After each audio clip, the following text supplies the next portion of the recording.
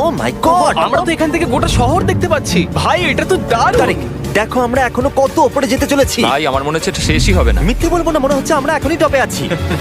আমরা এবার উপরে যাচ্ছি। এবার আমরা টপের দিকে যাচ্ছি। আমার মনে হয় এটাই পৃথিবীর টপেস্ট বিল্ডিং। আমি কি এখন ঝাঁপ দেবো? না, একদম নড়বে না। চলে এসো বয়েজ, আমার পিছনে এসো। এখান থেকে আর কোনো এলিভেটর নেই, শুধুমাত্র সিঁড়ি আছে। ও, এখানে তো খুবই হাওয়া দিচ্ছে দেখছি। আমরা অনেক উঁচুতে আছি। ও মাই গড! ও মাই গড! ও তারই ক্যামেরাটা ফেলে দিও না জানো। আমরা প্রায় 900 ফুট উপরে দাঁড়িয়ে আছি, সব থেকে হাইস্ট পয়েন্ট যেখানে টুরিস্টদের অ্যালাউ করা হয়। কিন্তু যেহেতু আজ রাতের জন্য এটা আমাদের, তাই আমার কাছে একটা সারপ্রাইজ আছে। দরজার পিছনে কি আছে বলো? সিঁড়ি। না মানে আমি বলতে চাইছি, তুমি কি করে জানলে? আমরা সিঁড়ি দেখতে পাচ্ছি। হ্যাঁ, একদম ঠিক, এখানে আরো সিঁড়ি আছে, কিন্তু এই সিঁড়িগুলো আমাদের একদম টপে নিয়ে যাবে, যেখানে কারোর যাবার অনুমতি নেই। আরে বাপ রে! ও মাই গড! ও মাই ভাই। গড! আমাদের এখানে আসার অনুমতি আছে? আমি জানি না সেটা।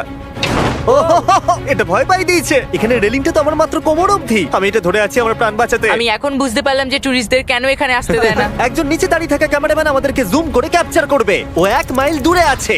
যদি এই লেন্সটা খুবই ভালো হয় তাহলে তোমরা দেখতে পাবে আমরা হাত নাড়াচ্ছি। তোমাদের মানতেই হবে এই $50,000 ভ্যাকেশনটা দুর্দান্ত ছিল। এটা দুর্দান্ত। এটা আমার লাইফ টাইম এক্সপিরিয়েন্স। তোমরা কি তৈরি একটা দারুণ জিনিস দেখার জন্য? আমি জানি না একজন ইউটিউবার এত কোনো পাওয়ার পায়, কিন্তু লাইটস!